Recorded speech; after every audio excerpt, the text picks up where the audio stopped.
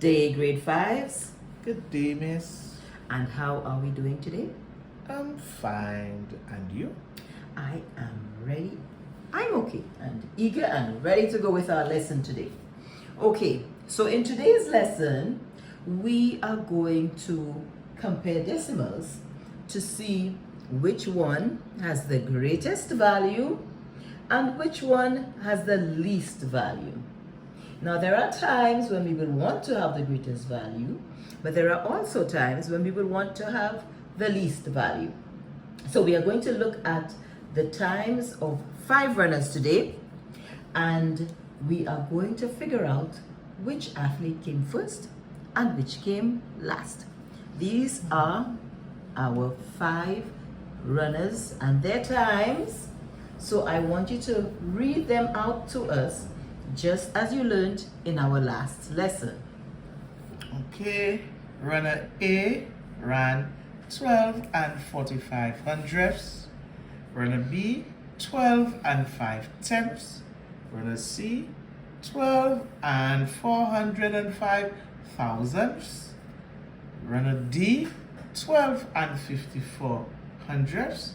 And runner E, 12 and 450 thousandths. Wonderful, wonderful. Good job, good job. Now, based on the times, which athlete do you think came first? The one with the greatest time or the one with the least time? Wow.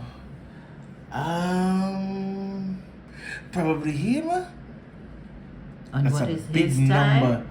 12 and 450 thousandths. Okay, so keep that in mind, and as we go along, we will see if you are right Okay. or not.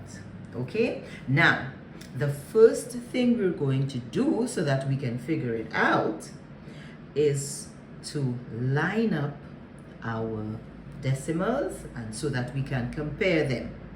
Now, the place value chart is a wonderful tool to help us when we are comparing our decimals. Do you remember how to put numbers into the place value chart? Yes. Great. I So, remember. use your marker and let's plot each of these times into the chart. Okay. 12. The point is already there. 45 hundredths. 12 and 5 tenths.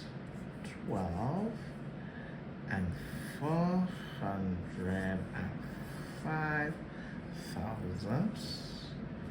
12 and 54 hundredths. 12 and 450 thousandths. Wonderful. Now, to help us as we're going to compare, we're going to add some zeros to the end of our numbers. That will help us as we align them neatly, and so we have a better idea when we're comparing them. Remember, when you place a 0 at the end of the number, it does not change the value of the number, but it does help you have a better idea when you are comparing. So place your zeros so that you can line up everything nice and neat. Nice and neat. Okay. 0 0 0 0. Good job. Wonderful, wonderful. Now, do we remember which digit, which column should we look at first as we attempt to compare our decimals? The whole number. Okay.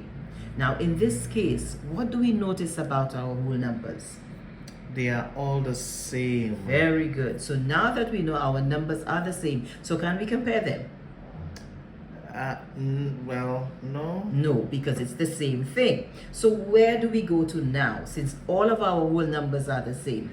The fraction side. Very good. So we move to the fraction.